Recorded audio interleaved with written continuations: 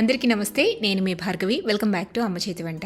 Summer start అయిందంటే ఈ పొడి మా ఇంట్లో ఖచ్చితంగా ఉండాల్సిందే. ప్రతిరోజు మజ్జిగలోకి ఈ పొడి కలుపుకుని తాగుతూ ఉంటాం. ఒంటికి చలవ చేయడానికి, అరుగుదలకి, జీర్ణశక్తిని పెంచడానికి ఈ పొడి చాలా హెల్ప్ చేస్తుంది. ఎటువంటి గ్యాస్ట్రిక్ ప్రాబ్లమ్స్ మన దరికి చేరకుండా ఉంటాయి. సో ఈ రోజు వీడియోలో మా ఇంట్లో మేము స్పెషల్గా చేసుకునే మజ్జిగ పొడి రెసిపీని మీతో షేర్ చేస్తున్నాను. ఈ పొడి తయారు చేసి పెట్టుకుంటే మజ్జిగని క్షణాల్లో రెడీ చేసుకుని చకచకా తాగేసేయచ్చు.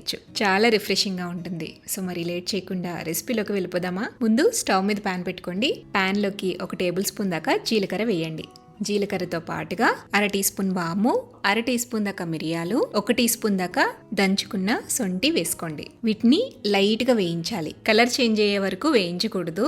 జస్ట్ వెచ్చబడితే సరిపోతుంది. లార్జ్ క్వాంటిటీలో చేసుకుని స్టోర్ చేసుకోవాలి అని అనుకుంటే కనుక వీటన్నిటిని కూడా, దినుసులన్నిటిని కూడా కొలతల ప్రకారంగా తీసుకుని ఎండలో ఎండబెట్టుకుని పొడి చేసుకోవచ్చు. ఇలా లైట్ గా వేయించుకున్న దినుసుల్ని మిక్సీ జార్ లో వేసుకుని 1/2 టీ స్పూన్ దాకా బ్లాక్ సాల్ట్ వేసుకోండి. బ్లాక్ సాల్ట్ లేకపోతే స్కిప్ చేయొచ్చు. 1.5 లేదా 2 టీ స్పూన్ల దాకా నార్మల్ సాల్ట్ కూడా వేసుకుని మెత్తటి పొడిలాగా గ్రైండ్ చేసుకోండి. ఇలా గ్రైండ్ చేసుకున్న పొడిని మీరు ఎయిర్టైట్ జార్లో గనక స్టోర్ చేసుకుంటే ఈజీగా 6 మంత్స్ పాటు స్టోర్ ఉంటుంది. బట్ నేనైతే ఇంట్లో 1 వీక్ టు 10 డేస్ సరిపోయే విధంగా ఫ్రెష్గా అప్పటికప్పుడు ప్రిపేర్ చేసి యూస్ చేస్తూ ఉంటాను. ఈ పొడితో మసాలా లెమన్ డ్రింక్ కూడా తయారు చేసుకోవచ్చండి. చాలా బాగుంటుంది.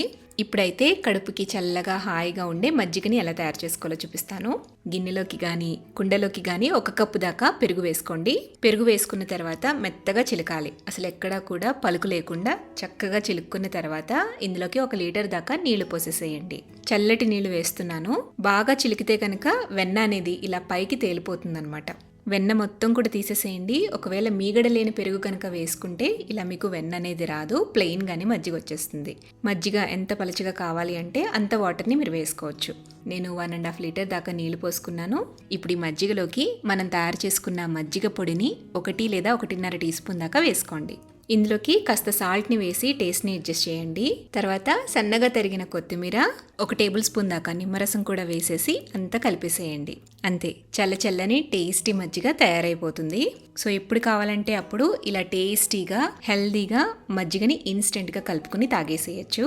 ఈ రెసిపీనే కాకుండా వేసవి కాలంలో పచ్చిమిర్చి ఇంకా కరివేపాకు వాడుతూ మరొక వెరైటీ కూడా చేస్తూ ఉంటాను. ఆ రెసిపీ కావాలి అంటే నాకు కమెంట్ సెక్షన్లో కమెంట్ చేయండి. నేను తప్పకుండా షేర్ చేస్తాను. ఈ రెసిపీ మీకు నచ్చిందా? నచ్చితే డెఫినెట్గా మీరు ఇంట్లో ట్రై చేసి టేస్ట్ చేసి మీ ఫీడ్బ్యాక్ని నాతో షేర్ చేయండి. ఈ వీడియోని లైక్ చేసి మీ ఫ్రెండ్స్తో రిలేటివ్స్తో కూడా షేర్ చేయండి. మరెన్నో టేస్టీ సింపుల్ క్విక్ రెసిపీస్ కోసం అమ్మ చేతి వంట ఛానల్ని సబ్స్క్రైబ్ చేయండి.